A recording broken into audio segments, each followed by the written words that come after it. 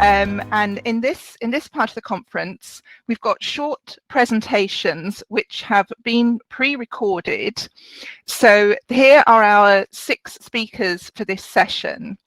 And the recordings will play, and then there will be a live Q&A with the speakers after we've seen all of their presentations. So our speakers are online now. I'll quickly run through who they are. I'll only give a very brief introduction, but all of their biography details are on the conference homepage. So please do look up and just sort of appreciate, you know, the fantastic experience that is being brought to bear here. So our speakers are Dr. Adolfo Llinás Volpe, the Chief Medical Officer of the Fundación Santa Fe de Bogotá from Colombia. Professor Marc Noppen, the CEO of the University Hospital UZ Brussel from Belgium. We're then going to go on to Dr. Noah Wubishet, Co-ordinator Mental Health and Psychosocial Support Taskforce, and he is with the Ethiopian Ministry of Health COVID Case Management Unit, obviously from Ethiopia. Dr. Lallu Joseph will then give her talk. She is the Quality Manager and Associate General Superintendent of the Christian Medical College in India.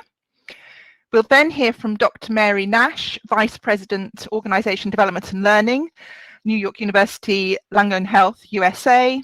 And finally, we will hear from Professor Ann Lee, Deputy Hospital Chief Executive, the University of Hong Kong, Shenzhen Hospital in China. So we're now going to play those presentations, and we will then have a Q&A session after the video. Thank you very much.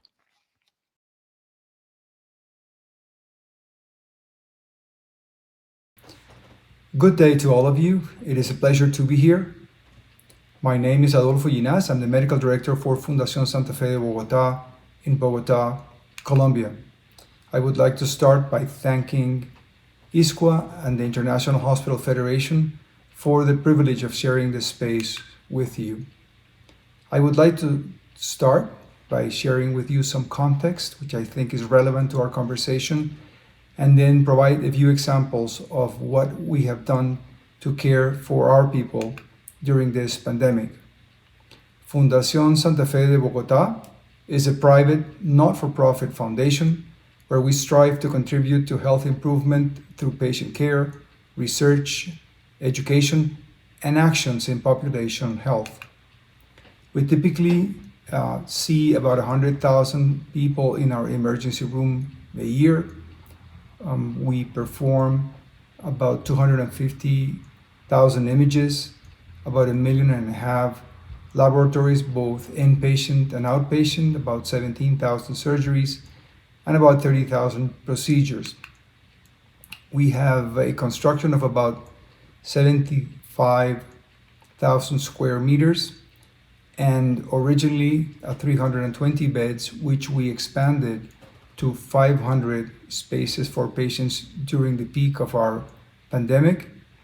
And we used to have 37 intensive care unit beds, which we expanded to 140 intensive care unit beds.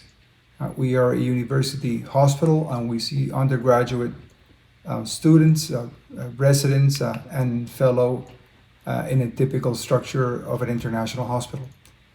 Colombia has about 50 million people, and we've seen more than 2 million cases of COVID, of which 57,000 have died.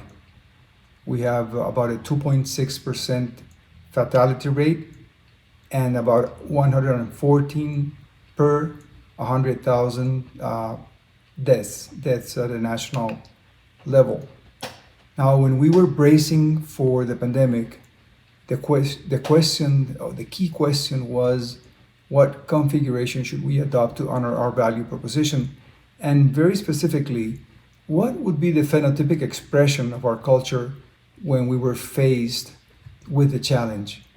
Now, I would like to highlight that we did have time to prepare in looking at what happened in Europe and in North America, and that really gave us a head start. So there was a corporate decision to create 6 pillars to address this huge challenge. And a very strong message that was there from the beginning was that pillar number 1 was prioritizing the protection of our staff. And this very simple action, but very profound in terms of commitment, had a huge impact on the way we actually responded to the crisis.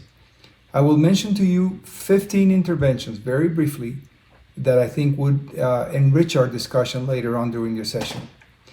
We first safeguarded the safety processes from the point of view of quality improvement, and specifically stockpiled in personal protection equipment. So there was a very clear message from the start that our people would be protected to the international standard. We prioritized recruitment of human talent, incorporating more than 300 people to our organization. We strengthened our educational capacity in terms of our ability to induct these new workers to our institution without challenging our safety protocols and guidelines. We created an enormous emotional screening program. We have a culture of a liaison mental health department who took charge and created, for example, a hotline and free access to mental health support. We created a daily screening process where each worker or staff member would receive an email with a special scale that you had the opportunity to fill. And it was a very subtle way of communicating need for help. And the scale was designed actually to sort of detect changes in the behavior of individuals or microclimates where problems were arising. We were prepared and actually individualized needs and interventions in a very diligent manner. We made a commitment not to fire anybody, so there was no loss of employment with the economic challenges that this requires for our organization. We provided economical support for those who were more vulnerable, and allowed home office, which is not typical for our culture. We created a free transportation program in alliance with the car rentals and many of the car dealers in Bogotá, and then provided some very creative solutions in terms of safe transportation. We modified the cafeteria routines to accommodate the schedules for those who were caring for extended calls in the wards, and created hydration stations in the COVID wards and ICUs. We enabled transitory housing within the hospital initially, and later in hotels with whom we had agreements to actually do this, preventing people who were at risk of contaminating family members if they went home during periods of suspicion. We removed students, interns, and residents and fellows from direct exposure to patients, and created two massive programs of real-time information for nurses and for the medical staff. I would like to thank you for listening to my presentation and look forward to the interaction during the discussion.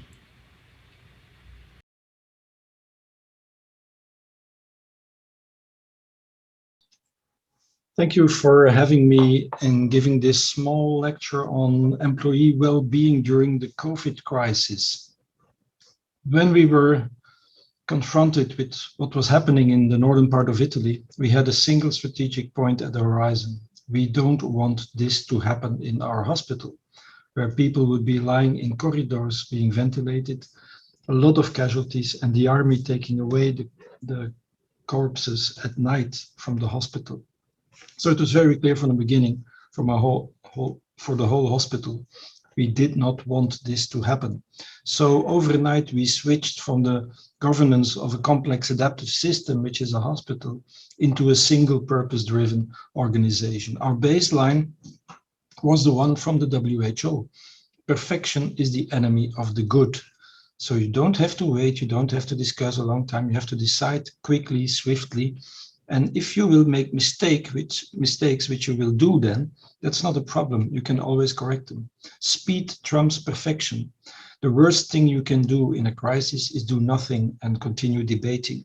So this is the baseline we followed. And the rules of thumb in crisis management are very simple. You need a unity of command, unity of execution, and a unity of communication. So within the hospital, overnight, we switched from a very complex hierarchical organization with 41 medical departments and 16 non-medical departments into an extended executive committee, which was the crisis cell with power of attorney, and 5 working groups within the hospital to reshuffle the organization of the institution. The third working group was HR.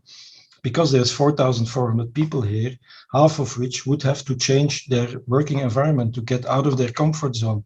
We had 1,200 volunteers. We had to streamline the flows. The government issued special attestations, and we had to take care of this. So HR was a very important working group.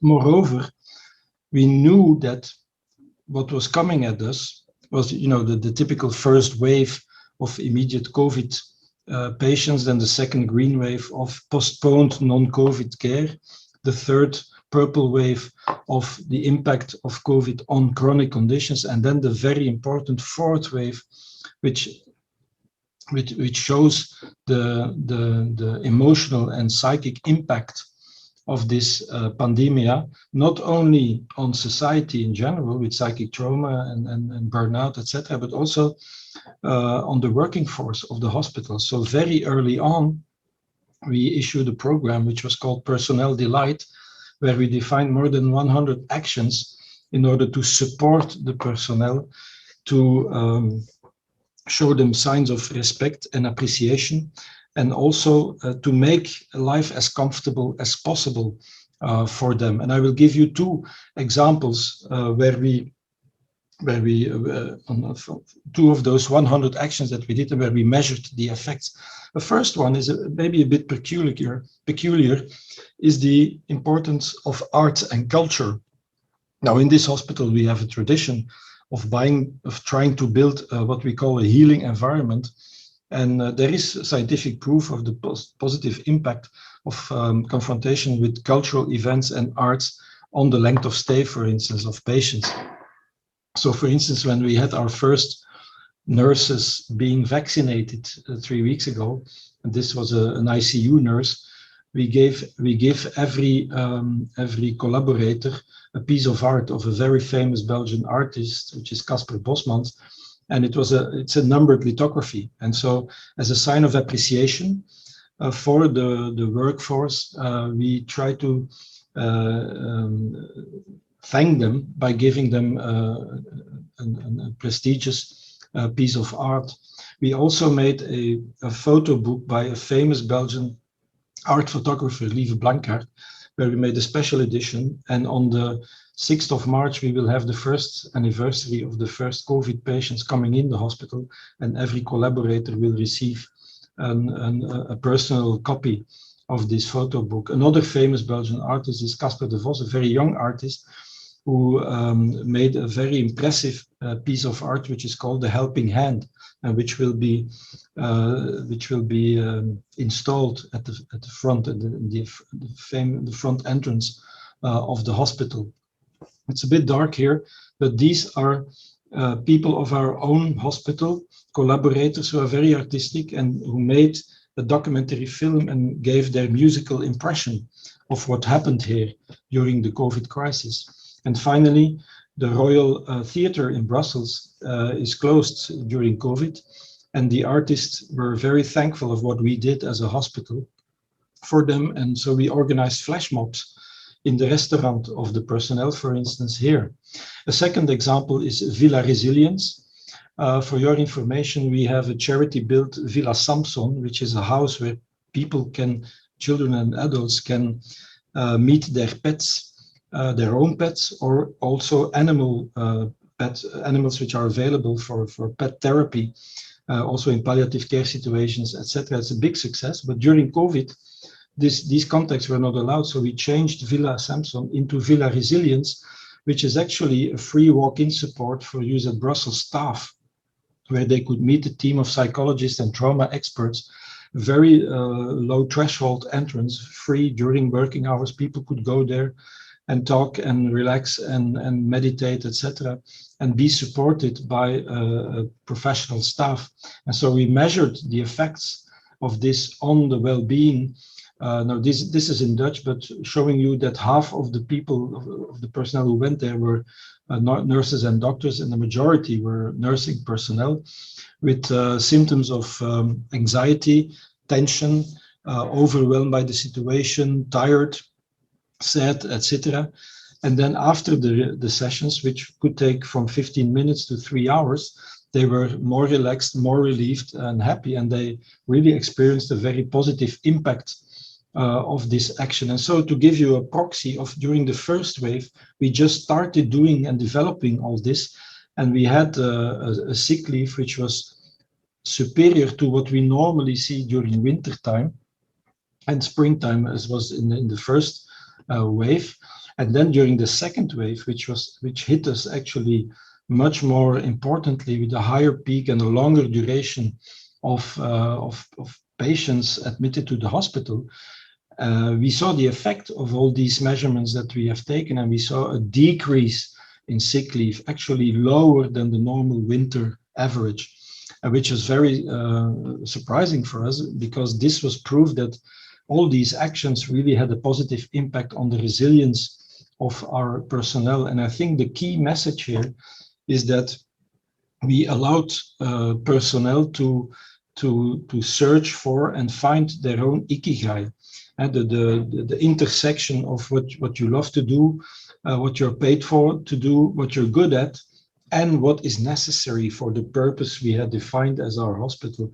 So if you can find this and really endorse and support your personnel in finding this and helping them through the way and showing appreciation and respect for what they're doing, then the result that you see is the lowering of the sick leave. And this is just two examples of the many actions that we took, and hopefully they can inspire some of our colleagues. Thank you very much for your attention.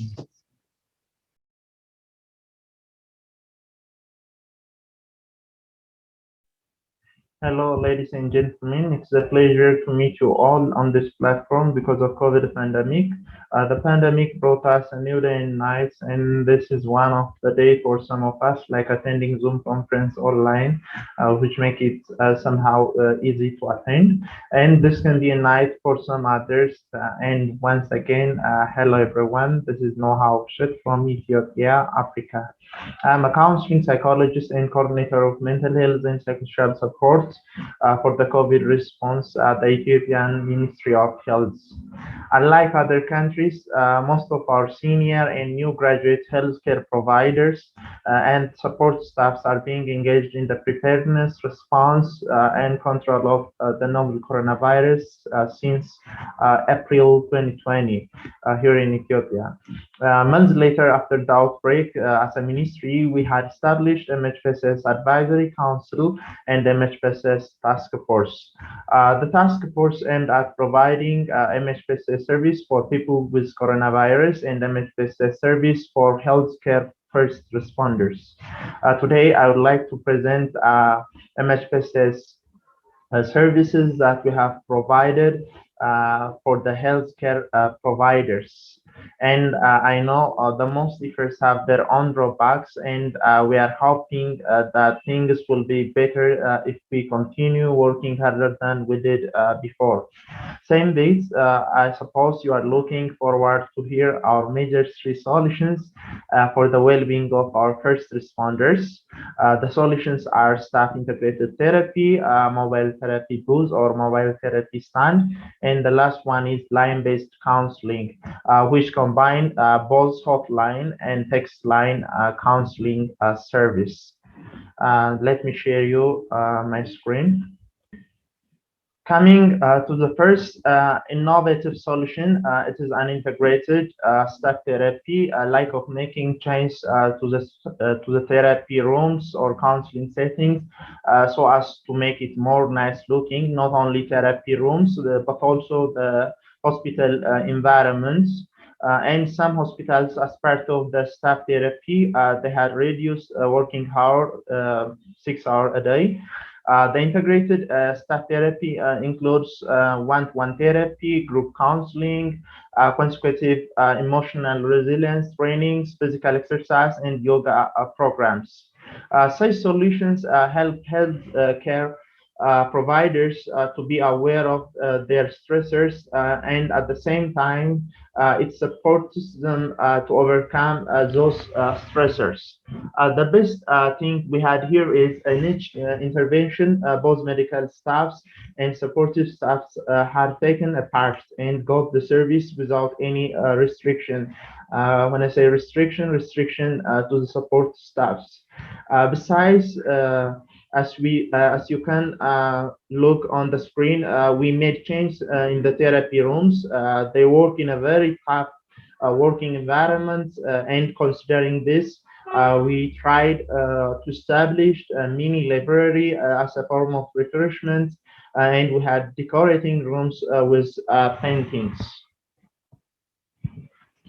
The second innovative solution is admitting staffs separately when they are infected with coronavirus, and setting up mobile therapy booths. The mobile stand or the mobile booth is invented by Dr. Aida and her team to help staffs communicate with their families and counselors also. The stand is designed in consideration of COVID infection prevention and control standards. As you can see here, there is a transparent glass between the patient and the counselor or his or her family. In general, the separate area is very therapeutic, and it is a healing environment by itself, and the mobile booth helps not only staffs but also other patients too, to communicate their families and to talk with their medical staffs. If we replicate such mobile therapy booths, hope it will be helpful. One, because it is mobile or easily movable, and because it is innovation at the age of COVID pandemic. This booth is better than treating people in full cover gown, which make first responders one of the Spartacus warriors, and which sometimes break the rapport building or which make it difficult. The third solution is major. It is a major solution, and it is launching of line-based support for our healthcare providers. Counseling services had, in the case of face-to-face or in-person therapy, due to lack of awareness. If someone requests for the service, he or she is going to be labeled as mentally ill or who have a severe psychological social problem. To mitigate this, we have established line-based supports side to the awareness creation. Our text line service hides client's identity, and it simply uses code names. Majorly, this service helps medical teams, those who are working in the ICU rooms. So these are the major three solutions that we have practiced for the last few months or at the age of COVID pandemic in our hospital settings. Thank you very much for listening to me. I'm Lallu in Amharic.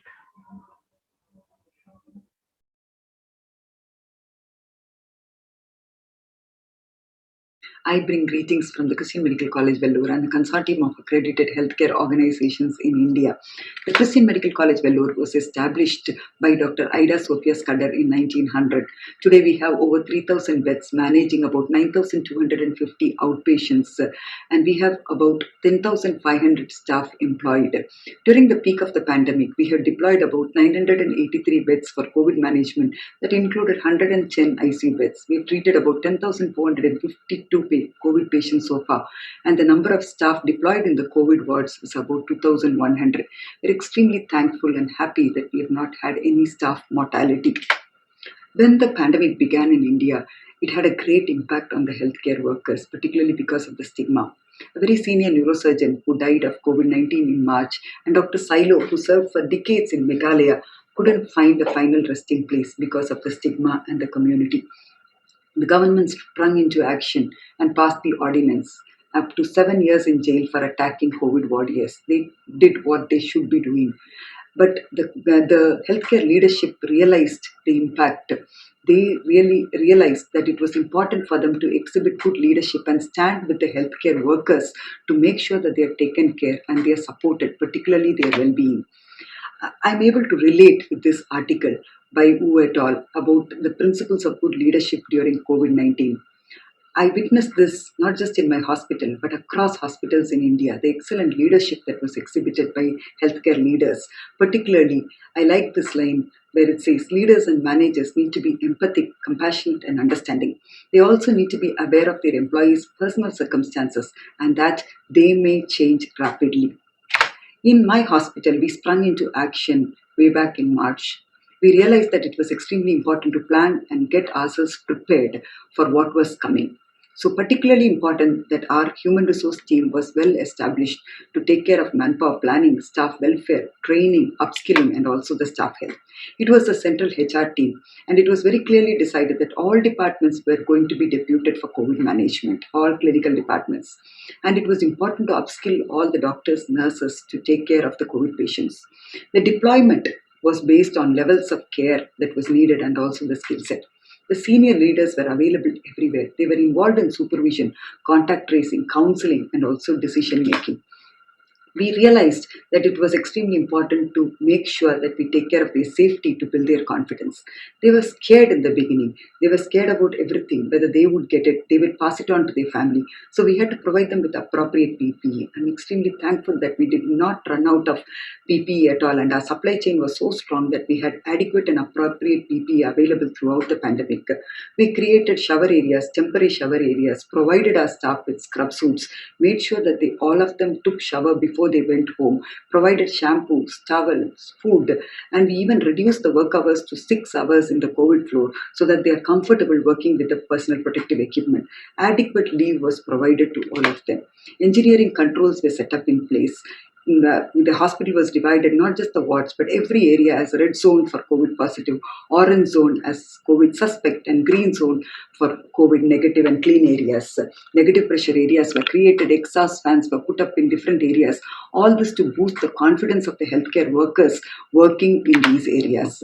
We realized that communication was the key, and we had to update information on a day-to-day basis to all the healthcare workers, because it was a lot of information getting passing disseminated through WhatsApp and all other social media, and people were getting scared. So we had to provide valid and scientific information. So every week our leadership met up with the staff through online platform, through Zoom, and made sure that appropriate information was provided to them. Physical upskilling programs were conducted, online classes were conducted, resources were made available in intranet in all languages for our staff to read and understand at all times. 24/7 call centers were set up to address all their queries. This was extremely important, and I really like the way our community took care as like a gated community model to take care of all our staff.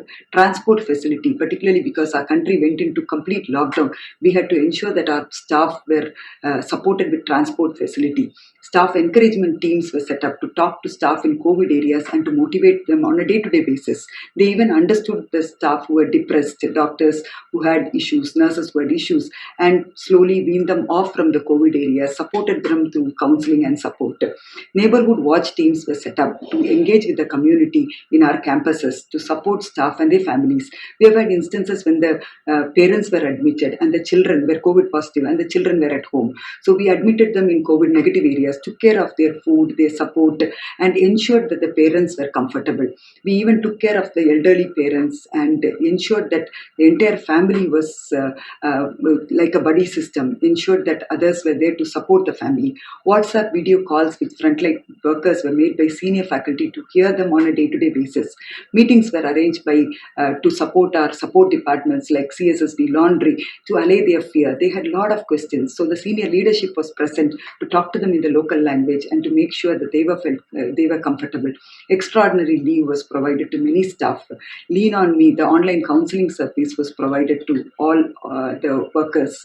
Medical care was provided 100% free of cost, not just for the staff, but for the families and the extended families as well.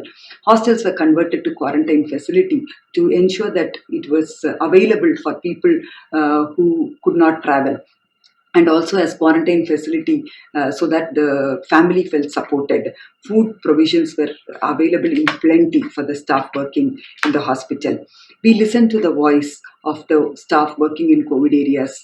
We publicized this to make sure that this was heard and others were motivated and others felt and also the COVID warriors and staff felt happy that they were heard. This was published in our weekly news and circulated very widely. We listened to our patients. We talked to them on a day-to-day basis, got the feedback from them and passed this to the COVID floor so that they were happy that their care is being appreciated. We listened to the staff working in COVID areas. We took feedback from them on a regular basis. It was heartening to see for the question on do you feel that you're taken care by the institution, 93% of them responded that they were comfortable. Hospitals in India, not just these aspects, they embarked on many aspects to support their healthcare workers. Karuna Hut for employee health, psychological support, yoga. Many hospitals had yoga sessions for their staff to de-stress them, stress management sessions with psychologists, psychological support provided to them, yoga at home through mobile apps, buddy systems, partners to support each other, appreciation certificates for the staff who are working in COVID areas. We did what we can do best. Everybody got together. The healthcare leadership got together and supported the healthcare workers. And I think it's extremely important as healthcare leaders that we innovate and find measures and ensure that our staff are heard. This presentation I dedicate to the strength, resilience, and well-being of frontline workers across the globe. Thank you for this opportunity.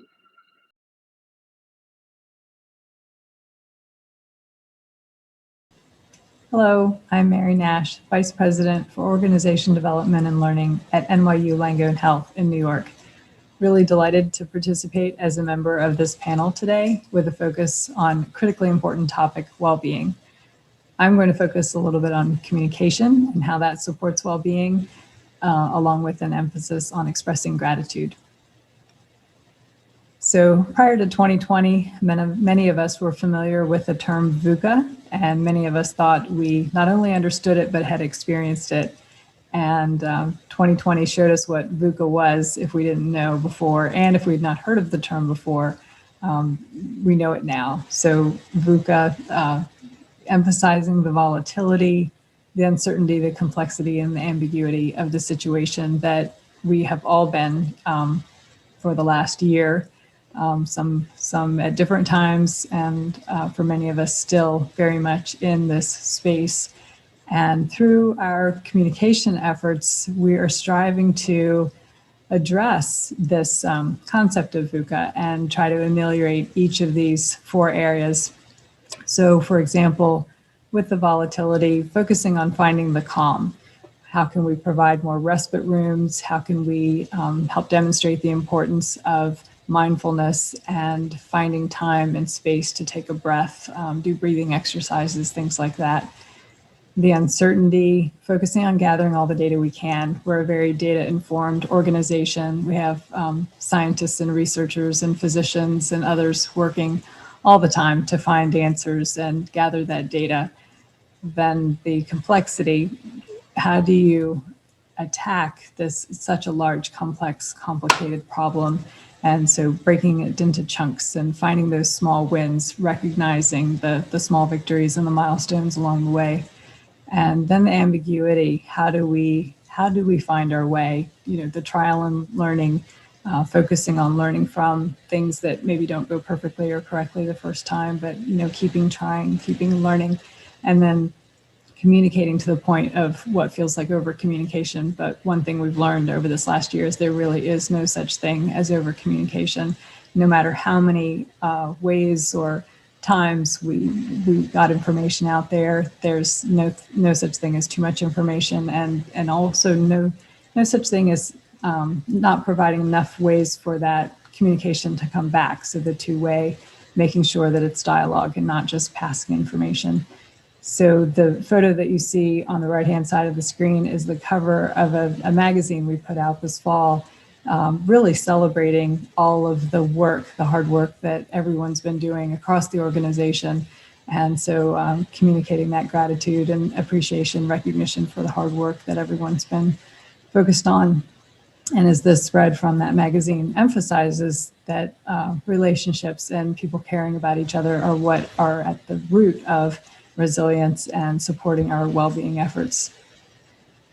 This is, in addition to the magazine, one of the other ways we've demonstrated or supported well-being through communication is on our Inside Health page, which is our intranet. And this highlights a suite of resources we've put together called We Care.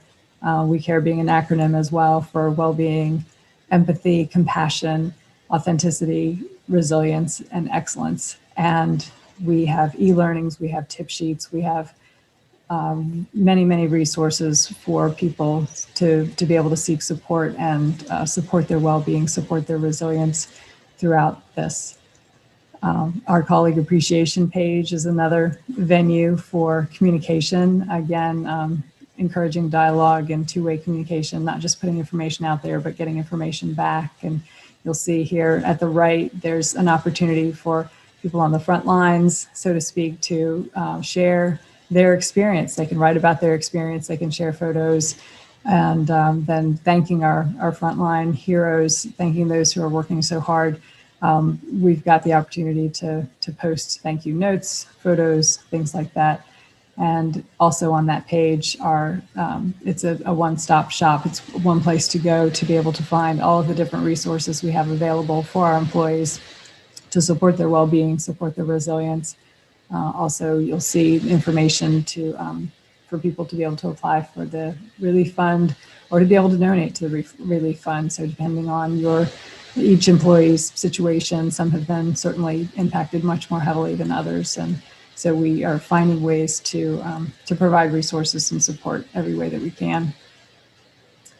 We also had several thousand of our employees reassigned during this time to serve our patients and our fellow colleagues wherever they were most needed.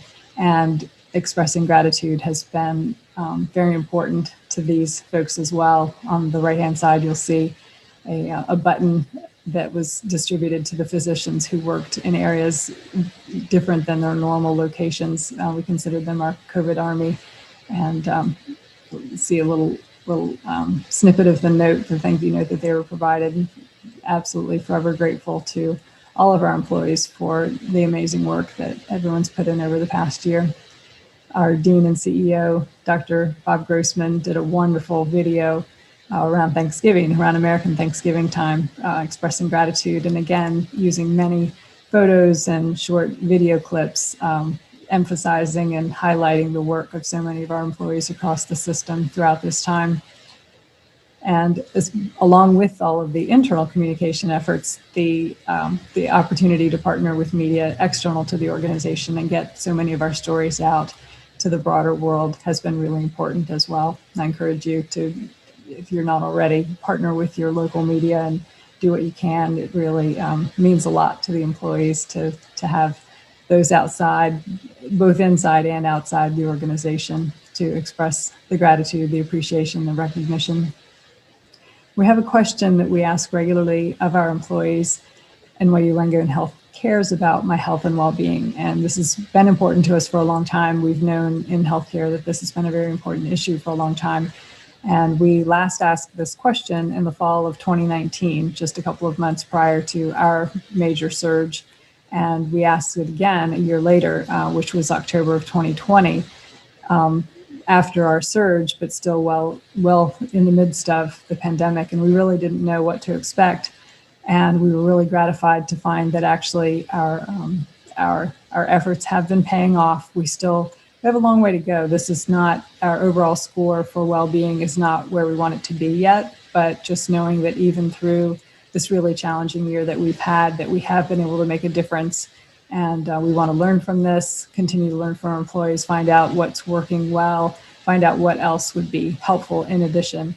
But that is one indicator for us that we are beginning to make some improvements in an area that's just of critical importance for us. So wonderful to be here and learn from all of our colleagues from around the world. So thank you for this opportunity. Look forward to discussing more.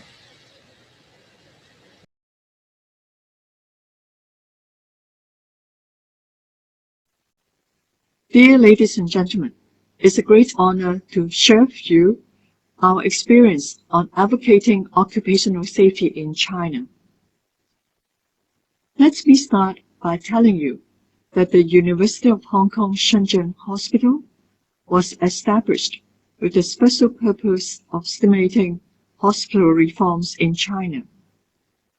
We are only 8 years old, and in this 2,000-bed hospital, we have over 3,000 staffs. We are the only hospital in China that has obtained accreditation by both the ACHS and the National Class 3A systems. There are standards set by ACHS that are not required by the Class 3A system. Occupational safety and health management is one of them. Hence, we introduced a well-structured OSH management system as part of the hospital reform. For traditional local hospital, they mainly take care of shock injury and radiation safety, but we advocate comprehensive coverage of all risks.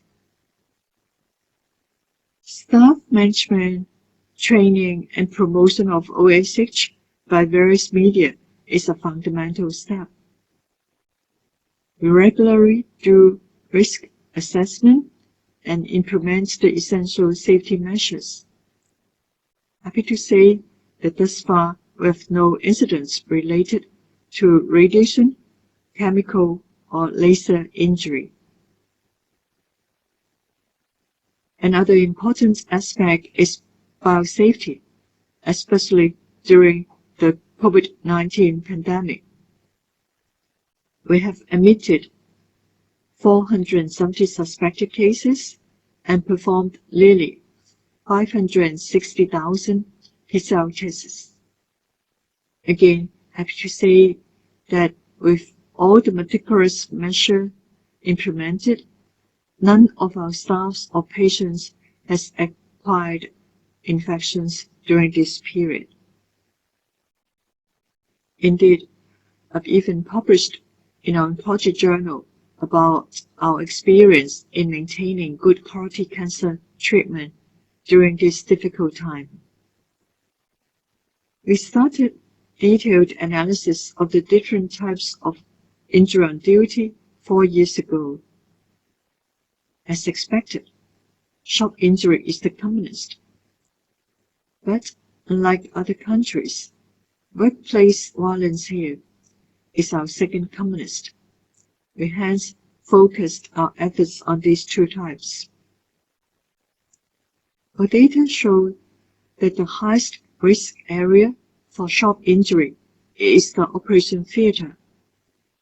With CQI program initiated by staffs to improve the preparation for each case, improving our staff knowledge and compliance, the rate is substantially reduced.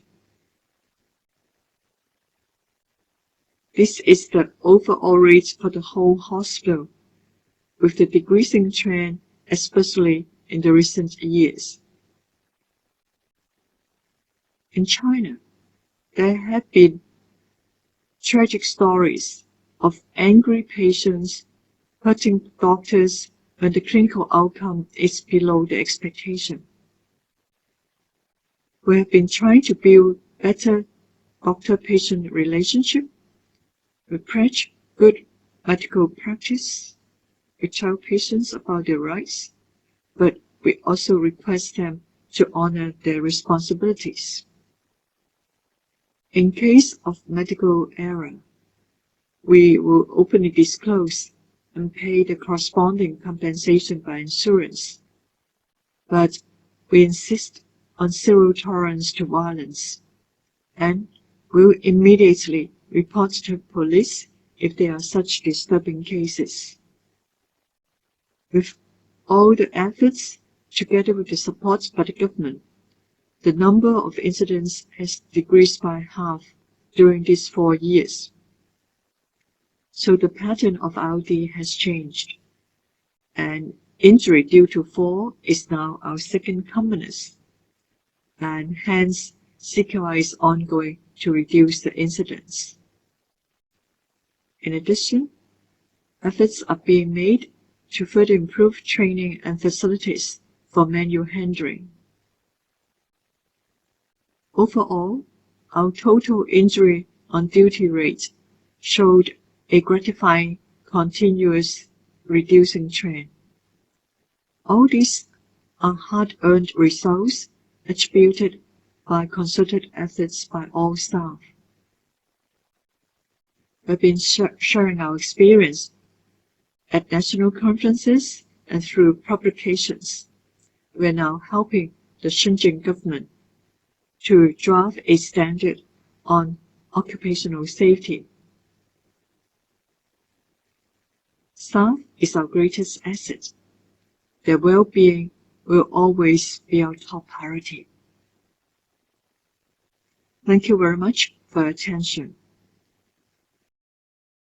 Thank you very much to all our speakers and those excellent talks and really some really very innovative and inspiring work being done to support staff around the world. And it's so important because we know how much the staff are suffering and really are the second victims of the pandemic, and so much to be done to ensure that we retain those staff and support them. So now going to ask each of our speakers some of the questions. Unfortunately, we won't have time for all of your questions that are coming through, but I'd like to start with Adolfo and ask you a couple of questions that have come through from what we heard in your talk, and just to remind people, because we've heard so much now, the hospital in Bogotá was really focused on preparing for their staff from the beginning of the pandemic, and really looking at protection of staff as one of their key elements in this, and how they were going to get through the pandemic. So if we can get Dr. Adolfo on screen, I will ask the question and hopefully we'll get you on. So we'd like to hear a bit more about the daily employee screenings and how you incorporated that into a typical work day. What was the screening required for staff, or was it optional? No, it was not a requirement, and we focused essentially on we essentially concentrated on all of the personal protective equipment and the general recommendations that have been given universally. But we did not have access to massive screening in the hospital. Okay, thank you very much. And how did you provide economic support and other practical support to staff, and also recruiting all those additional staff within your budgets? How did you manage to cover these costs? We have a culture of working very closely with our financial officers. We have a symbiotic relationship between the clinical staff, including all professions, and our financial strategy. So we were extraordinarily careful right from the beginning in terms of making sure we protected our cash flow. These prevented us from having to let a big proportion of our staff. Okay, we're going to move on. I'm sorry, we've lost Adolfo there. So could we go to Marc? Yes, we're bringing Marc to the stage now. Lovely, thank you. Hello, Hannah. Hello, Marc. Hi. Hi. Thank you so much for your really interesting presentation, and such a focus on really the holistic approach to staff support. And I was wondering, what is the research evidence about best practice for employee well-being? Well, that's a very good question.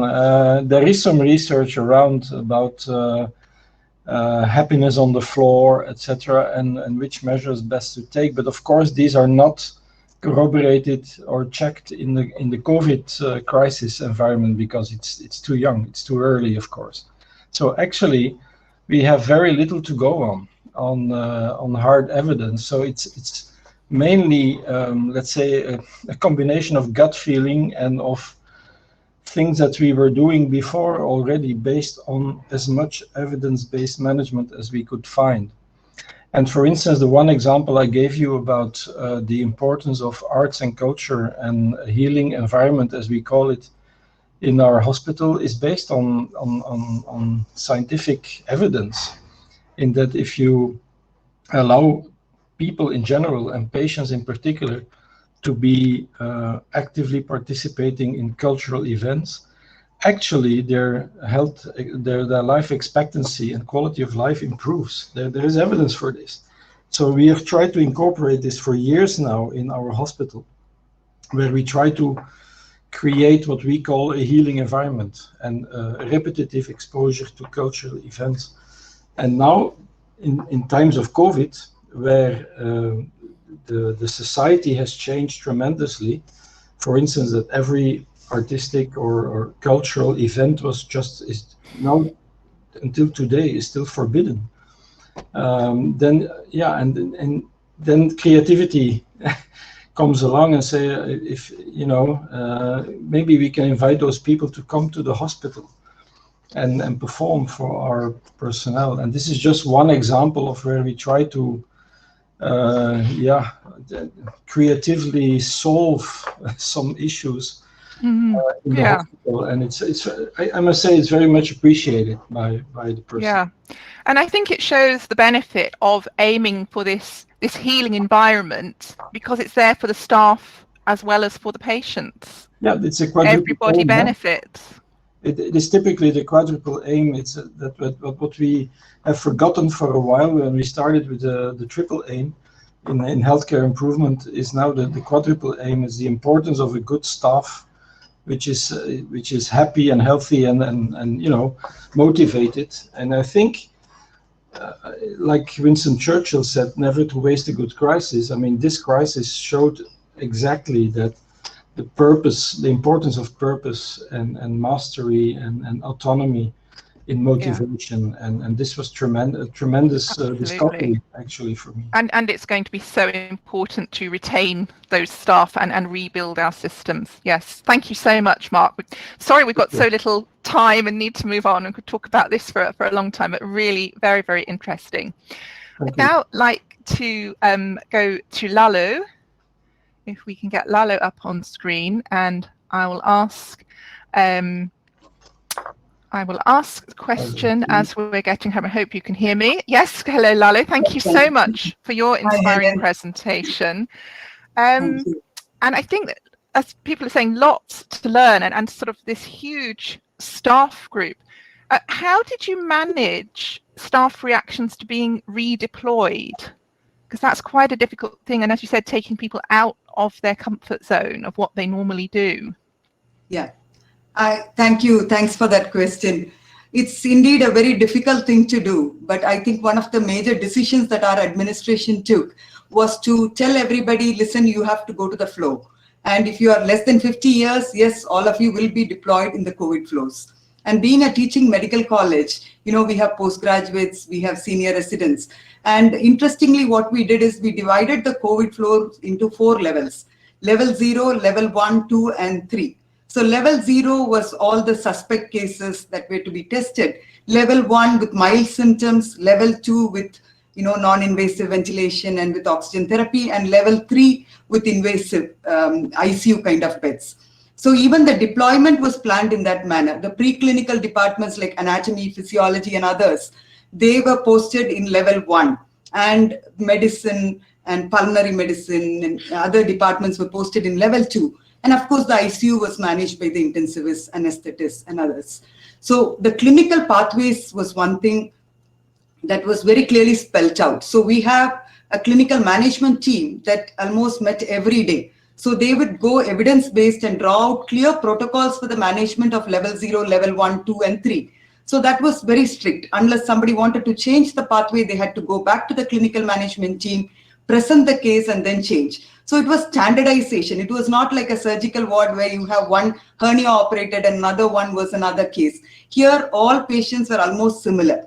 And again, because we had too many people available to be posted, that's why we were able to reduce the timing to 6 hours. So that wasn't a big stress on the staff. So it was all about upskilling them from the very beginning when the pandemic started, evolving protocols, streamlining them, making sure that our staff were continuously trained. The same with the nursing as well. The surgical nurses and the pediatric nurses were also posted in the COVID flows. So that again, because of standardization of protocols, they found it quite easier to work with. In fact, a time came when they were very happy to work in the COVID flow because it was very standard work that they were facing. Of course, the stress was more seeing people suffer, particularly in ICUs, but other levels they were able to manage very well. So we organized quite well is what I would say. Yeah. So really bringing to the fore the importance of standardization and those written protocols. So important when you're not going from organizational memory and how we always run it on this ward. You have to start with very clear instructions for people. Yeah. Exactly. So that really pays off. Well, I'm afraid we're going to have to move on, but thank you very much indeed. And as well, congratulations on the work that you managed to put in place there. Thank you. Thank you. So I'm going to go to Mary. And again, thank you very much for your presentation. And I wasn't familiar with the VUCA acronym, but I am now going to be using that everywhere because that is so timely, volatile, uncertain, complex, and ambiguous. That's absolutely what we are dealing with. And again, we saw some tremendous initiatives that you've put in place there. And I wondered if you could say a bit more about how you're changing the way your teams work together and enable them to support each other. It's a great question. Thank you. We are spread out geographically across campuses. And so one of the things that we've had to do in order to learn from each other and learn, one campus might be learning something and then could let the other campuses know about that. So the exponential growth of the virtual meetings was actually very helpful and enabled our teams to collaborate across the system really well. So many more virtual meetings, opportunities to huddle or collaborate virtually. This situation has also really expanded our ability to be flexible, to be agile, to be nimble, all things that we were trying to support with our entire workforce just due to the nature of our work, but this really accelerated it. And the team members have stepped up amazingly to be more open, be more flexible, be willing to learn something new and go to an area where they were most needed. So a growth mindset is something we've also really been striving to build among all of our employees. And so this opportunity has accelerated that for us and made it, so much at the forefront, how important it is to be a lifelong learner and be open to learning and growing. So those are just a couple of ways. Also, finally, a third thing, the development that we've been providing to help people, whether it's be more comfortable with change or to lead change or to manage conflict or to communicate more strongly and effectively. We very quickly had to pivot and have all of our development opportunities be completely virtual. So whether it was building virtual instructor led or building micro learnings and e-learnings and tip sheets and everything that's available, at any time, that team pivoted quickly and put everything out there and built lots and lots of new things. And our participation rate in learning didn't take a dive this year. It actually accelerated because there were so many things available in the moment when they needed it, micro learnings, tip sheets. So the learning piece really, really has expanded this year. Yeah, I mean, that's very interesting, isn't it? The way the virtual impact and the way we're using this technology. Healthcare has been pretty slow up to this point, and now we have just gone with it, and people all over saying to me, we don't want to go back to all in person and all those meetings. And as you say, the ability to change quickly, and again, people are saying we don't want to go back to the slow way of change. We want to keep the good things that have been enabled by this creative and responsive approach. Thank you so much, Mary. That's great, and you know, very, very good luck to you and the continuing work, because like we are in the UK, we know you're still very much in the COVID world, unfortunately. But thank you very much for joining us today. Could we get Noah online for a question, or are we still not getting that connection? Hello, Noah. Great that we can get you online. So the question that has come through that people are interested to know a bit more about is the mobile support booth, and were healthcare workers reluctant to use that, or did they welcome it? Okay, thanks. I think there are two things here. The first one is mostly we use those mobile booths for the clinical and family communication. And the other thing is we use the booth alternative to the hotline or text line counseling service. So this makes it somehow possible, or it reduces the reluctant behavior.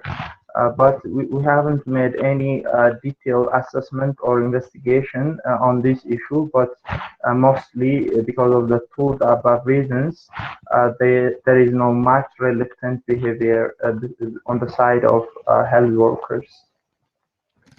Okay, thank you.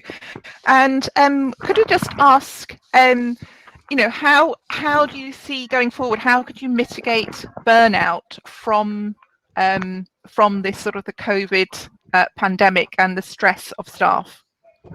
Yeah, we actually have an integrated training with WHO that is building the emotional resilience of staff. So we have those trainings, consecutive trainings every month.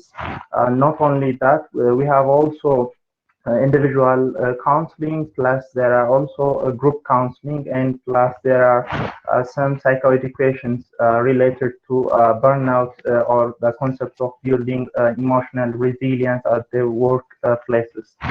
So there are different integrated approach, not a single approach. As I mentioned in my presentation, we use individual counselings, those who have the severe symptoms.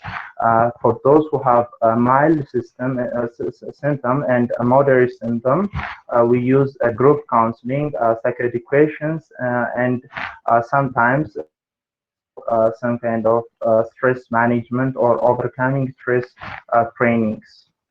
Thank you. So a very integrated approach and responding to what you see people will need, and they can access the level that they feel that they need. Mm-hmm. Thank you very much indeed. I'm sorry we're going to have to leave it there, but thank you again, and some really innovative and supportive work being done with your hospital staff in Ethiopia. Thanks. So for our last question, we're going to go to Anne. And if we can get Anne up on screen. Thank you for your presentation. And we'd just like if you could say something about what have you found to be the most helpful measures to support hospital workers in managing COVID-19 and the pandemic pressure in Hong Kong? Okay, I guess I have to switch a little bit because since when the COVID-19 pandemic starts, I actually leave Hong Kong and come to China, because we have this affiliated hospital in Shenzhen, which is actually in China. Okay, so the experience is more of China rather that's than fine. Hong Kong. That's fine. Sorry. Okay. Yeah. Okay. I'd love to answer the question, because actually to relieve the pressure for the staff, I think the most important is that they understand that they are not fighting alone. So that's why, I mean, in my publication, I say that we can even maintain good service for the cancer patients even during the most difficult time. So most important is that nobody is fighting alone. So if to get that support, it has to come from different levels: the national level, the hospital level, and then the department level. So in China, I've been watching how from the time when they have the lockdown of the whole Wuhan city, and then how they mobilize people. And so when a hospital got overrun, and also how they designated patients into different hospitals for different purposes, leaving the others continuing with their usual duties. So it's important to get the national level working together so that the staff would feel safe.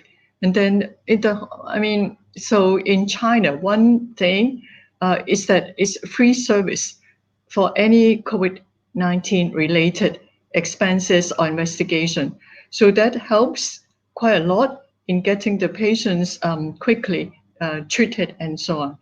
And also, one important is the tracing and the isolation of infected cases, so that the cross-infection don't spread anymore. So these are more at the national level.